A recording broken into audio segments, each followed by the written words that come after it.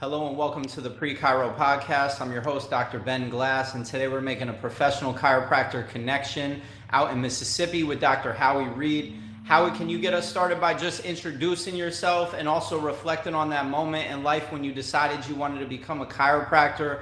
What was it that attracted you to this path?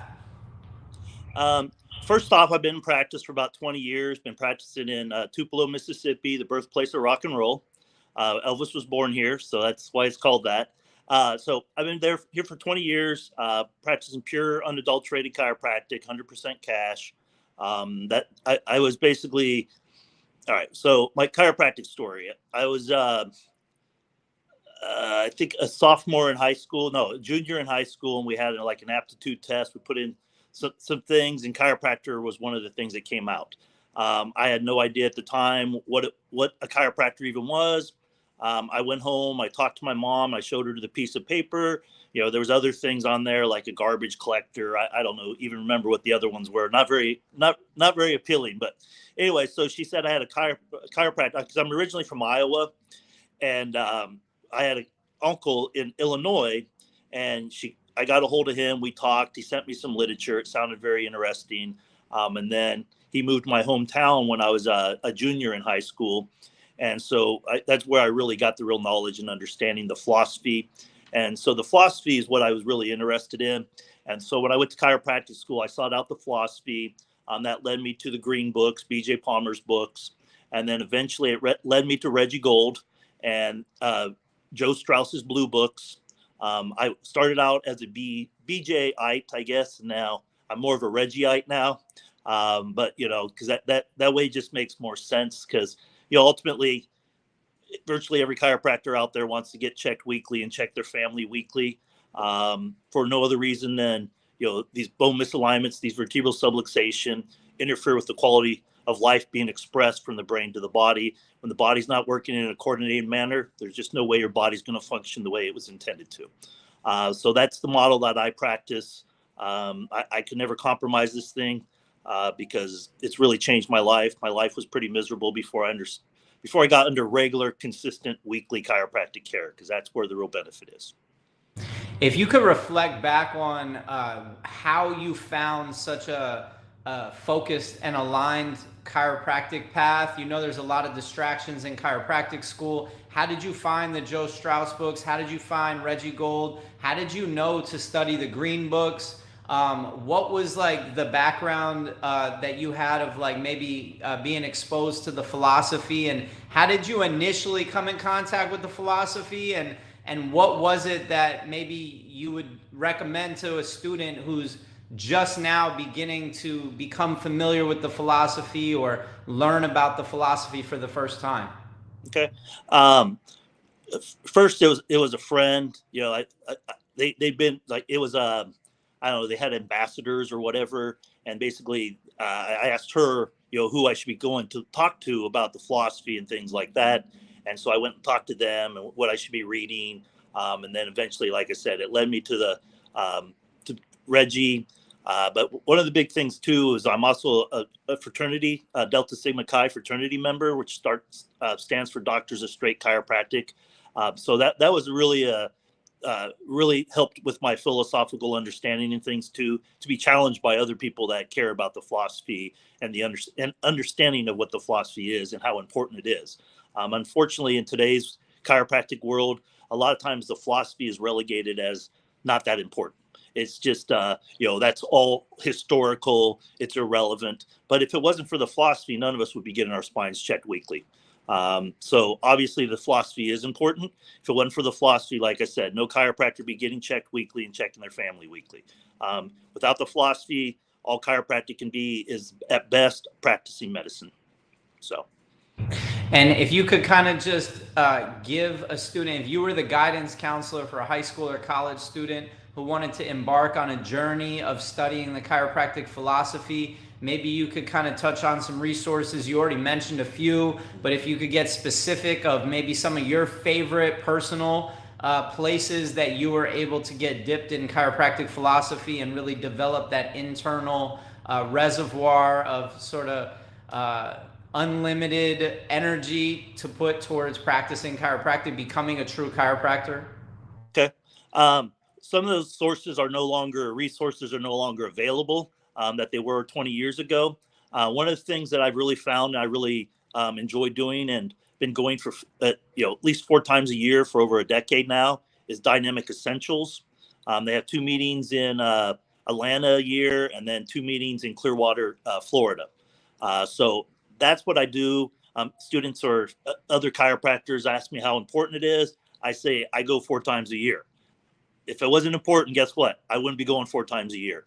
And that was developed by Sid Williams. Basically, Sid realized that, this chiropractic thing can beat you up.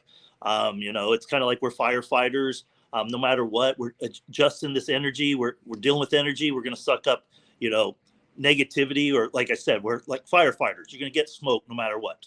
All right. And so a lot of that negativity comes and it gets to be a challenge. That's why he did it every quarter.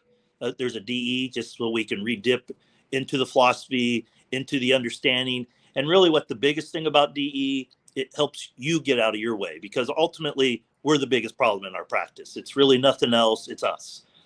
We need to, as DE says, we need to shed the husk.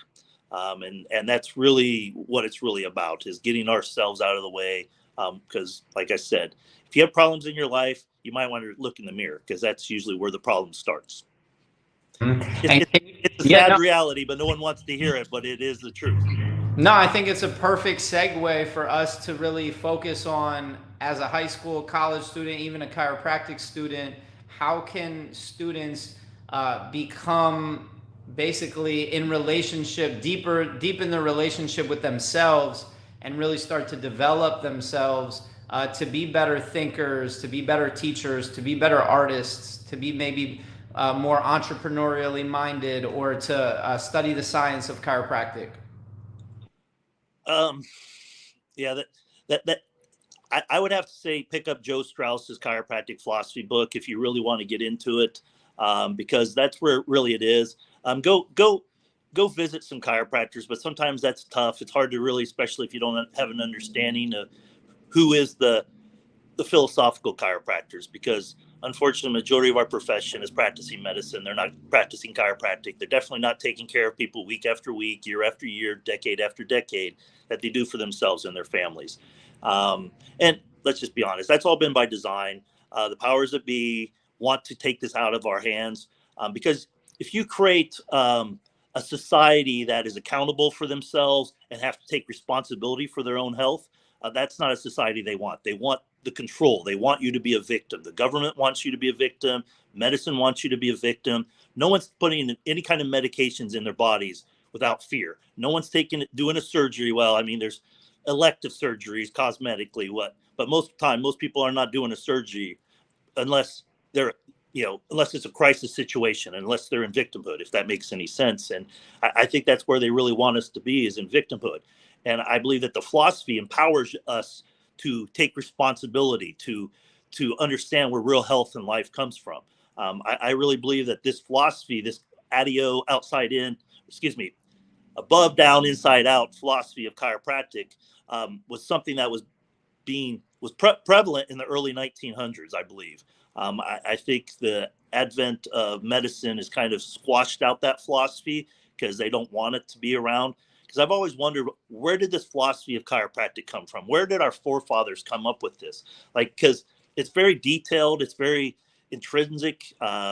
We're still trying to figure out a lot of it. So obviously, was it dropped down by a higher power or what? But no, the more and more I dive into it, I really believe that this was really designed, or this was a philosophy that happened way before chiropractic was involved. Because I've read a lot of books in the early 1900s, and they talk about innate. So it's not a unique thing to chiropractic, but thank God chiropractic picked up that philosophy and has kept it alive. Because probably if it wasn't for the chiropractic profession, that whole philosophy, that understanding would have died. I mean, granted, it probably would have resurfaced sometime, because everything resurfaces, everything goes in cycles. I mean, that's just how the world works. So I don't know if that was an answer to your question or not. Absolutely. So just to keep building context for you, we are having this conversation in parallel to the different stages that students move through in their pre-chiropractic studies before they even get to chiropractic school. So we talked a little bit about what is chiropractic, the foundations of what is chiropractic, why do people become chiropractors. Right now we were just exploring like how do students turn to themselves and recognize that in order to become a chiropractor, you need to really develop certain skill sets, develop certain mindsets, belief system. You need to reflect on your own belief system and develop certain abilities within yourself that start today, start right now in this conversation with us just planting seeds. And this third stage is after they've started playing with different skills that are relevant to being a chiropractor, like studying the philosophy, like practicing maybe touch or listening to others, communicating professionally. Now they're going to go out and observe practices. So this is where I'm inviting you to bring us into your practice, share as much detail as you want of like what the experience is for people coming into your practice is like, how you take care of them, what your, you know, just what your day and the life of being you is as a chiropractor in practice. It's awesome because you know what? I've worked really hard to get people to understand what it is that we as chiropractors understand. And one of my mentors, Joe Donofrio Sr., he always talked about the education is the most important. The orientation is the most important thing that we do. And so that's where I really focus on because ultimately, you know, we never really talked about it, but I would guess that you probably get your spine checked weekly and check your family weekly. Is that correct? At least once a week. Right. And you weren't probably doing that before going to chiropractic school, before being educated on the importance and the value of doing chiropractic on a lifetime basis. Well, that's pretty much most of us, unless we are second or third generation chiropractors, or got lucky enough to, you know, go to a chiropractic office that was actually run by a chiropractor, if you know what I'm saying. I know you know what I'm saying. But anyways, yes. And that's the difficult part. I guess I got off on it. Oh, the education. The education is what I really focus on. It's the most important thing that I do.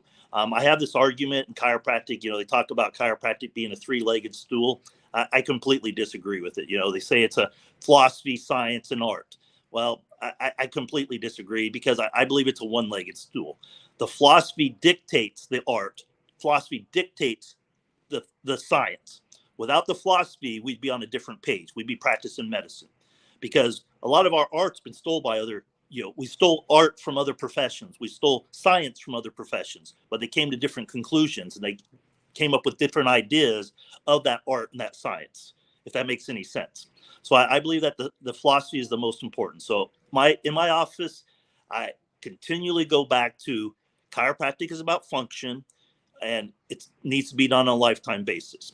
You know, and I remind people that all the experts, the chiropractors out there are all getting their spines checked weekly and checking their family weekly.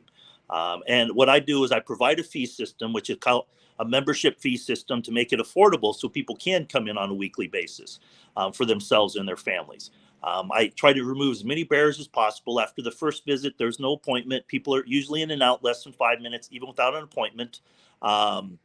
Kids 17 and under, I always include in the fee system with a paying parent because I don't see any sense of wait till those kids are in their 20s and 30s and beyond with some condition before they start getting their own spines checked. No chiropractors doing that for themselves or their families or even their own kids. You know, every chiropractor I know starts checking their own kids minutes after birth. And, you know, that, so I just try to offer that same kind of care to the people coming in our offices because, you know, it's not really fair that we as chiropractors get all this benefit because we didn't know any difference. The only thing that changed was the education, right? So I feel that that's what we need to be doing to the people coming in our practice. So most people coming in today after 20 years of doing this, they probably think that I've got it made. You know, people just walk in, they're in and out usually less than 5 minutes and they pay me. You know, wow, what a great, you know, setup this guy's got. Well, you know what? If it was that easy, guess what? All the profession would be doing that, but it's really not. And, you know, it seems you can be a real straight principled chiropractor in school, but when you don't get that, you know, that 15th quarter check or whatever it is, things get real, right? And then you're like, wow, I got all this, you know, overhead. I got all of these, you know, student loans and I got all these things. So, and I understand it. And another thing is, you know, I had a client come in one time and she's like, you know, Howie, why don't most chiropractors practice this way? And I was like, you know, honestly, it's because y'all don't listen. She's like, oh, what do you mean? I'm like, well, you just don't listen. So as she was walking out the door, she says to me, oh, I have a couple friends that I want to send your way, and they have neck and back pain. And I'm like, and here we are. Within 5 minutes, we're back to the reason why most chiropractors don't talk about this, because it always comes back to that. You talk about, oh, your kids are included in the care. Well, Johnny has this. It's not about that. And I've never talked about those things in my office, but guess what? It always comes back to. So I understand, a lot of students get out, they're on fire, they're excited. Someone comes in and like, hey, doc, can you fix this? Oh, it's not about that. It's about life, blah, blah, blah, blah, blah, blah. Can you fix this? Can you fix that? Can you see what I'm saying? And it always comes back to that. So I think a lot of times chiropractors get frustrated and they just stop telling the story because no one's listening. Well, I'm going to tell you, people are listening. And the more and more you do it, the more and more people will listen. And the more and more bigger your practice gets, because I'll tell you, I don't think I don't think I'd be in practice, 20 years or even enjoying practice if I had to listen to everybody come into my practice. Hey, doc, this hurts. Hey, doc, can you fix this? I couldn't do it. I have none of those conversations in my office because people understand, because I educated them on the importance and the value of chiropractic. It needs to be done on a lifetime basis. And that's what I really focus on. When there's proper coordination between the brain and the body's just going to function at a higher potential. I mean, we know this, and that's why we do it for ourselves and our families. And if we get the general public to understand that, guess what? They would do the same, because it makes sense. And sometimes I think it seems too simple. Like, if it's this simple, why didn't anyone tell me before? I don't know. I have the same problem because I used to be really upset with the profession and everything. Because like I said, I suffered. I maybe slept 3 or 4 hours a night. And I went to chiropractors. I was a 28th graduate from my chiropractic family. No one ever told me. And then when I found out that, everyone wants to get their spines checked weekly, I'm like, oh, well, okay. So when I was home with, I was checking my uncle. It was over Christmas, and just off the cuff, I was just like, so when your kids were growing up, how often did you check them? Oh, at least once a week. I'm like, of course you did. Never told my family that, but it was very frustrating a lot of times when I found the truth out, because why didn't anyone tell me or my family, right? And especially, like I said, coming from a large chiropractic family. But the difference is, I don't think those cousins that were getting their spines checked weekly, as adults, they're probably still not doing it because their dad never educated them. My son could talk circles around most chiropractors, and he's 16, but he's had to listen to this guy, for 16 years of his life, so he's got a good understanding of what chiropractic is. But did that answer your question? Yeah. So at the heart of what your passion is, I've seen recently that you started doing YouTube videos, having Yes. conversations with people who are tuning in your videos. I saw that you spoke at Mile High in the past, and I imagine you've spoken at DE, or at least on the DE calls that happen nowadays on Facebook. So, like, what is at the heart of what keeps you kind of driven to continue speaking to chiropractors or continue putting the message out there? And I guess, if you were to give any recommendations to a pre-chiropractic student starting their own pre-chiro club and needing to go out and share the message and tell the story on their college campus, what are some, I guess, strategies or recommendations that you recommend that you put into their mind that they can maybe ponder on or ruminate on? Own the philosophy. That's where it really starts. A lot of people talk about how solid I am and how I communicate well, but it's because of that philosophy. It's because I have ownership of that philosophy. I put my understanding of the philosophy against anyone out there.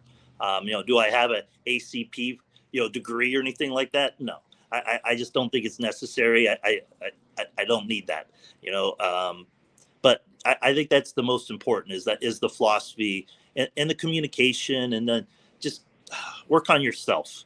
I mean, that's the hugest thing. I had a lot of work to do on myself. I know that my communication skills are a lot better because I think I did the work on myself. I'm not the same person I used to be, and thank God. And, honestly, I've never looked at things today. I've always been like the infinite game. I don't know if you ever read The Infinite Game by Simon Sinek, but that's how I look at everything. Everything's about the infinite game. My dad one time, he told me, he's like, I just when you first started, he's like, I just think that I thought you're an idiot. I didn't think you were ever going to make this work or anything like that. And I was like, yeah, Dad, I get that. It was a lot harder than I thought it was going to be, but I knew where I was going, and nothing was going to stop me from that, because that's where we need to go. That's where we need to go as a profession. And do I want to be the guy that has to talk out all the time on this stuff? I'd rather be the guy that just sits on the couch, enjoys life after work and whatever else, and don't have to make all the trips and all the things. But, I just feel drawn that I need to help communicate this message of truth of chiropractic to the world. And that's why I started the Freedom Chiropractic. You mentioned the Freedom Chiropractic. That's back here is the YouTube flag that is on it. But that's the reason I started doing it, is to try to help empower the chiropractic profession to start speaking truth of chiropractic and, take back chiropractic. We've lost chiropractic to the medical profession. Too many of our profession aren't practicing chiropractic. They're practicing manual medicine. But that is what it is. And like I said, I'm trying to bring us and get people to understand. Let's just be honest. I'm doing it in Mississippi, of all places. All right. So there's 3 of us doing it here, in fact. So if it's possible here and I'm surviving and they're surviving, guess what? You can do it anywhere. I really, truly believe if I was somewhere up north, I'd probably be seeing 3 times as many people as I am now. But the thankful part is, though, the cost of living is a lot cheaper here too. So, so that works all out in that end. But yeah, so.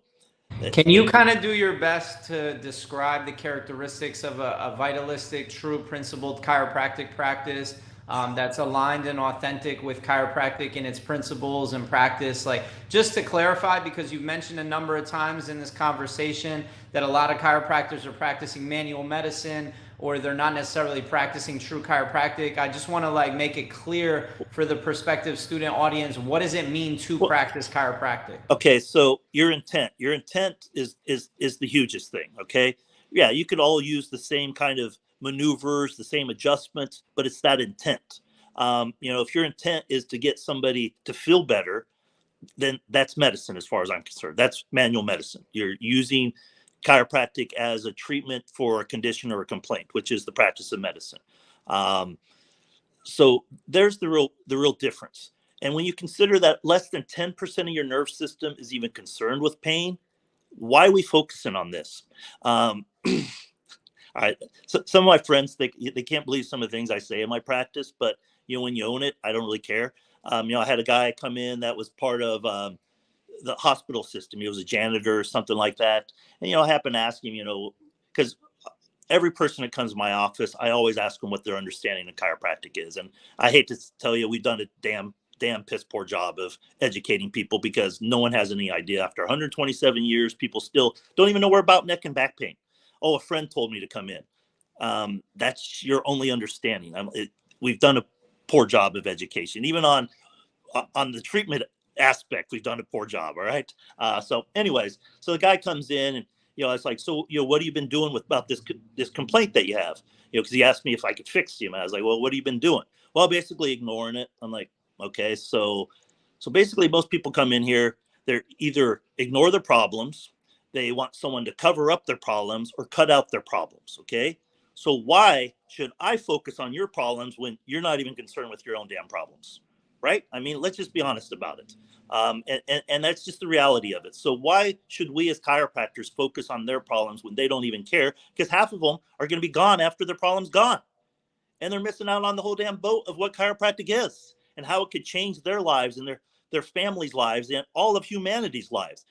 Honestly, if we would have been doing our job when this whole nonsense went on for the last, however many years, we would have been on top, because we would have been able to educate people. My practice only thrived during the COVID. I mean, it's only kept increasing since then. I mean, and it always will, because, I finally, during COVID, I thank God for it, because I really started empowering myself. I was tired of the nonsense. I started owning my 2 top core values, which a friend of mine used to talk about all the time, and I kind of ignored him. But at the time, I knew that truth was my top core value. I never really thought about my second core value until all this nonsense happened, and freedom happens to be my second core value. So now I know that no one's going to violate my truth or freedom. And since I took ownership of those, things have only increased in my life. And that's another thing I'd like to share with people.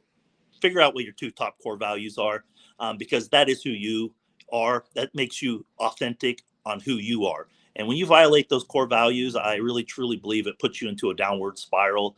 And you can't be your authentic self. You can't be who you were designed to be when you're not living up to those two top core values. That's just what I found in my life. So I just also wanted to share that as well. Yeah, no, and a lot of the inspiration behind me even inviting you to have this conversation is about sharing the truth with prospective students of what does it mean to be a chiropractor? What does it mean to practice chiropractic?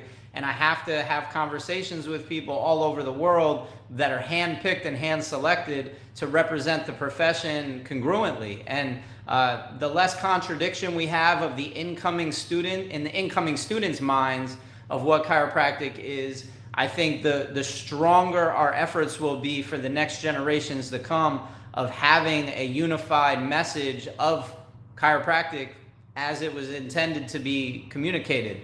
That's just my premise. I'm entitled to have my own premise, Howie. Right. My truth. Here's a problem with your premise, though. Yes. The profession was started by rebels, and it still attracts rebels. So I don't know if we'll ever get along. Yes, and that's fine. I don't need to get along with nobody, but I will say that when I was in college, I would have loved to have at least known that chiropractic was an option. I didn't even know it was an option. I had to find it at the 11th hour doing a senior thesis project, looking at all the options. And then I still wasn't told to go that direction by the chiropractor that I met. It was the wrong chiropractor. But I didn't give up. I kept looking for other chiropractors. So it's like right now, a lot of the time it's a fallback option. I want it to be the primary choice for the people that know that they know that they know they want to become chiropractors for the right reasons, which are their own internal reasons truths that they've come to after doing the hard work and putting in the sweat equity to explore the depths of the philosophy and say, this is what I want to dedicate my life to. I would love for you to kind of just give a prompt, if you may, for an independent study project for 3 to 6 months that a college or high school pre-chiropractic student or a career changer, maybe they're in their 40s or 50s, but they're going to go to chiropractic school. What should they spend 3 to 6 months on before they go to chiropractic school that will give them maybe a little bit more solidity, a little more certainty, a little more clarity, help them stand on firm ground when they go through these chiropractic programs? That's a good question. I mean, I don't even know if other than the philosophy books, I really don't know. I know before I did a lot of Stevenson's chiropractic textbook. Definitely my first semester at chiropractic school. But man, before, like I said, the best would probably be to go to chiropractors' offices, but it's a crapshoot, man, of whether or not you're going to find a medical chiropractor or a good chiropractor. I hate to say that, but I really do feel that potentially things are changing in our profession, hanging out with the younger students and things like that, because they're really more involved in it and they're really excited about it. But then again, a lot of us were pretty excited when we were in chiropractic school too.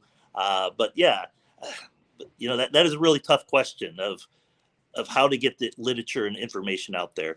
And like I said, I guess that's why I created the YouTube channel, Freedom Chiropractic, just for that purpose, I guess, to educate people on that there's a different way of doing this rather than the way that most people think chiropractic needs to be done. Yes, you can take care of the people like you do your own families and still make a living. And honestly, it's a great living. Because you know what, like I said, what I don't hear every day is aches and pains every day, man. I don't think I could do it if I had to listen to this every single day of my life. It's not that I don't care. It's just that's not what chiropractic's about. It's not why I get my spine checked. I'm sure that's not why you get checked weekly and check your family. It's not about how you feel. Because once again, less than 10% of your nerve system's about how you feel. So like I said, that's a really tough question. I have no really idea of how to get students involved before they go to chiropractic school. Hell, most students were better, stronger chiropractors before they went to chiropractic school. Unfortunately, That's deep. That's deep. You talked about the power of intention. Can you describe what your intention is before you deliver an adjustment to somebody, or how you developed your intention over time and how you crystallized that? I guess just have the reverence of what it is that we do. I try to be a clear vessel before, hollow vessel before I put the forces into my people, before I apply the adjustment. It's not always easy to do, but that's always the intent, is to try to be as clear and precise. Because like I said, you're sucking up smoke, so you don't want them to suck up some of your smoke either. So you want to kind of, I just want to be a clear vessel. Like I said, there's no machines, modalities. There's no, massage. There's none of that stuff in my office. It's just pure unadulterated chiropractic. There's people only in here for one reason.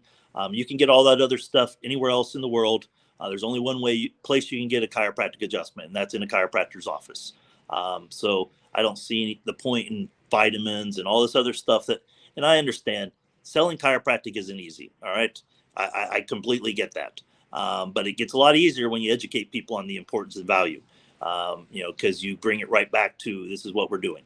Always back to, this is what we're doing. Regardless of what other chiropractors are doing in this office, this is what's taking place in this office. But yeah, you have to become that owner, that authority in your practice. And that's a lot of it too. And it's not easy coming out of chiropractic school, and never said it was. And I really believe that students, they really should be working for another chiropractor at least a good 2 to 5 years before they go out on their own.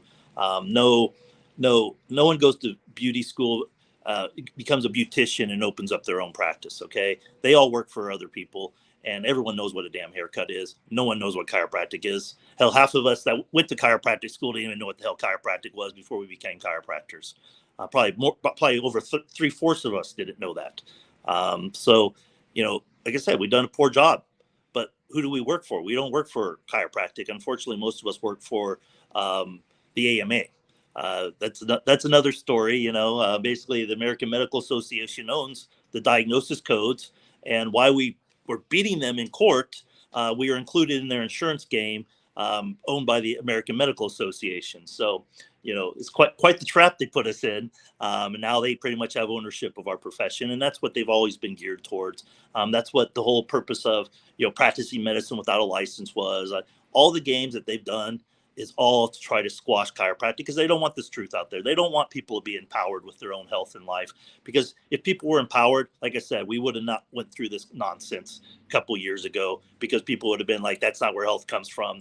That's just nonsense what your people are talking. Because, right, you understood where health came from. You knew what they were talking about was all nonsense. Stay at home. Come on. That's not how herd immunity happens. Herd immunity only happens when you're exposed to viruses and things like that. The healthy go out, acquire the viruses, the disease, then bring it back to the sick and infirm and pass the antibodies on to the people.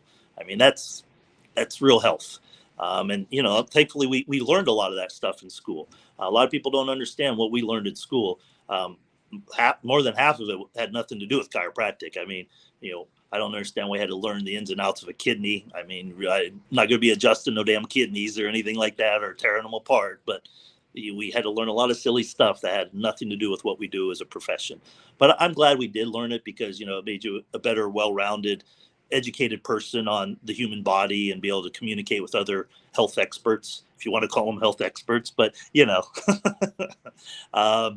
so once again, I'm probably doing helicopter here, just going around and around on the subject, and I'm not really sure. No, it's all good. I mean, I'm looking for some unfiltered Howie, though. Like, how do you really feel about what the profession, if you were the general and our profession was going out and trying to, like, maybe not win a battle, maybe that's the wrong metaphor, maybe we don't need to be fighting, but maybe we need to be migrating ourselves to the land of milk and honey. Like, what are the marching orders to our chiropractic students? What are the guiding principles of how to become a chiropractor?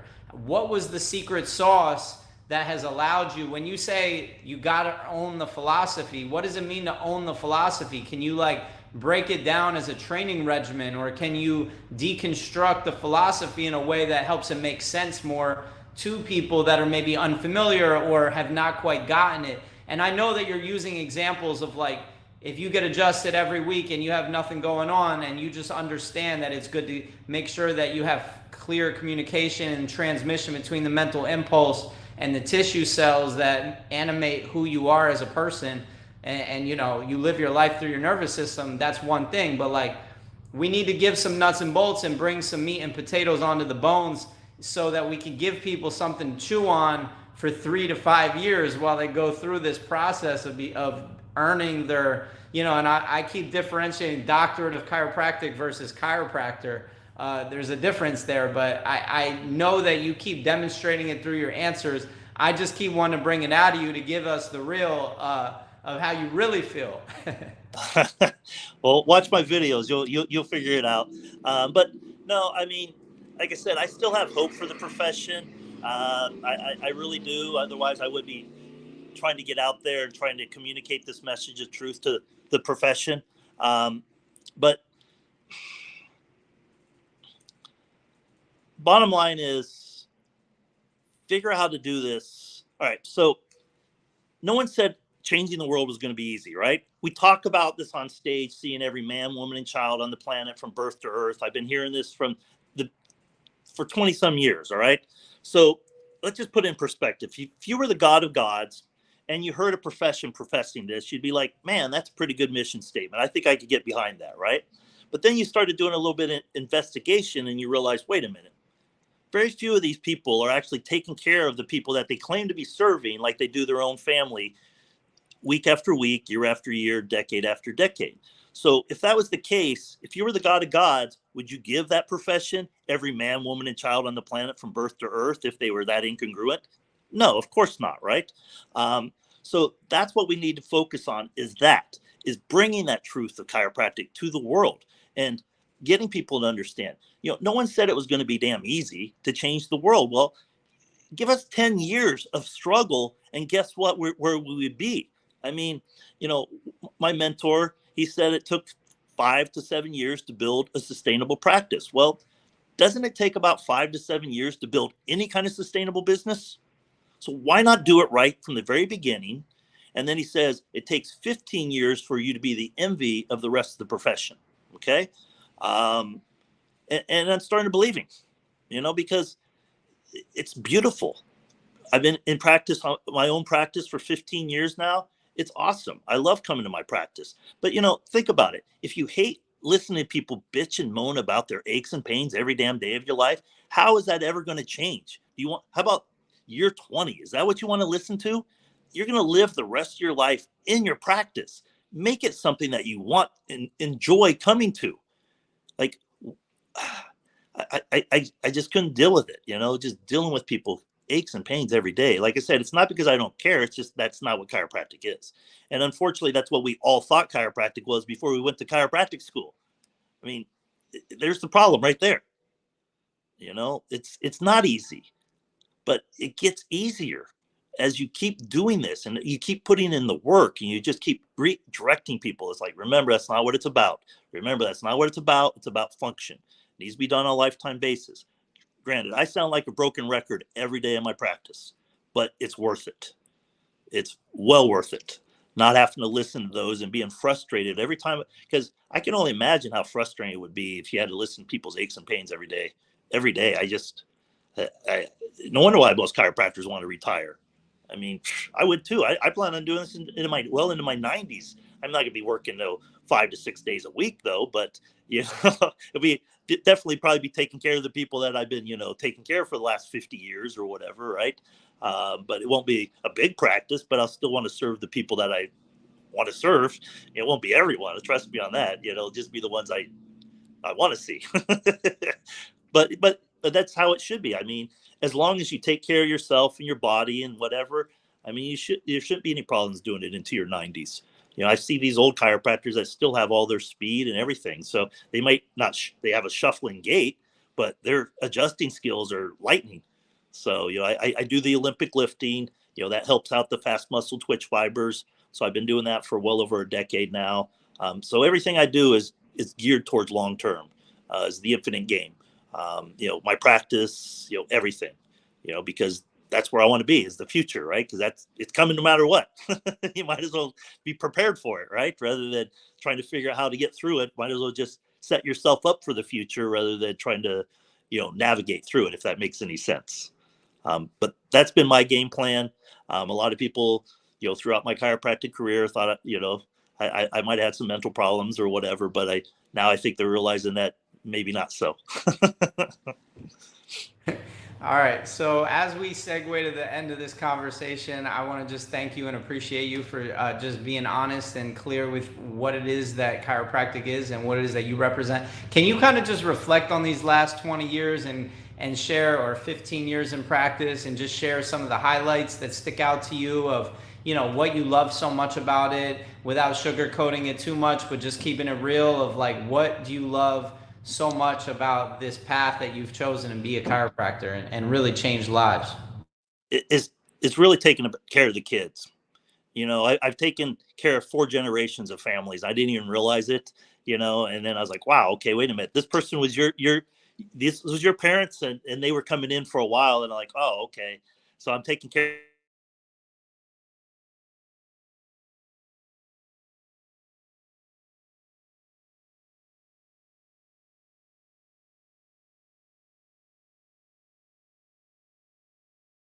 You're back. You're back.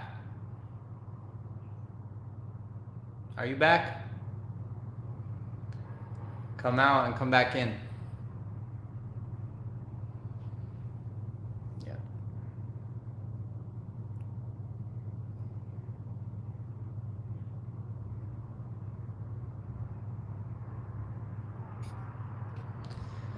So yeah, this is Doc. There we go. There we Sorry go. about that.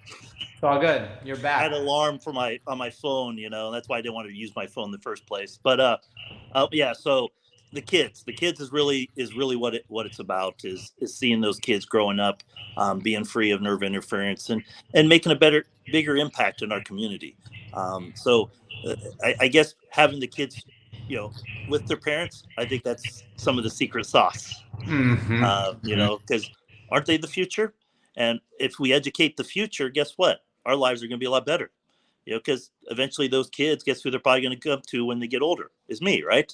Um, so, but it's not about me. It's about getting this message of truth.